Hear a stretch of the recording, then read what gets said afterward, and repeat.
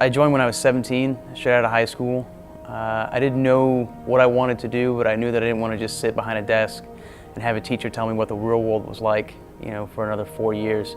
So I decided to kind of get out there and do my own thing, and I made the decision to join the United States Marine Corps. I left for boot camp when I was 17, and I just kind of knew from a really young age that I wanted to serve my country and I wanted to do something different, and I wanted to find out what I was made of. When I was in Fallujah, it was one of the worst times in the war period for IEDs, and I was driving an M1A1 vehicle, which is the largest land vehicle that the military has overseas, so obviously you become the biggest target. So tanks go out in pairs of two. You have your tank and kind of like a wingman tank, and between the two of us we hit, I think, 12 IEDs. My tank hit 5 or 6 and their tank hit 5 or 6. It was pretty even split.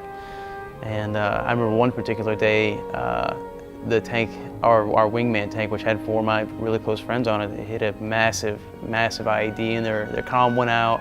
Their tank couldn't move, and I don't know how long it was until we saw them stick their hand out to at least signify that somebody in the tank was alive, but it felt like a lifetime. It was 2008. And we were supposed to go on a mission that was going to last for 7 to 10 days. We ended up staying for 4.5 months. Nobody knew that we were going to be there for more than 7 to 10 days, so the Marine Corps didn't plan for it. But when we got there, there were a lot of Taliban, and it was opium harvest season, and we were making a really big impact in Helmand Province, so they wanted to keep us there, and it was indefinite. After not taking a shower for 4.5 months and eating goat meat and all that kind of stuff, I just kind of decided, you know what, going 7-8 months of my life at a time without even, seeing my friends and kind of going out and having a good time and having the period of time to relax. You don't even see a woman, sometimes for 8-12 months. That's not natural. The issues that I faced were just kind of reintegration into the student population.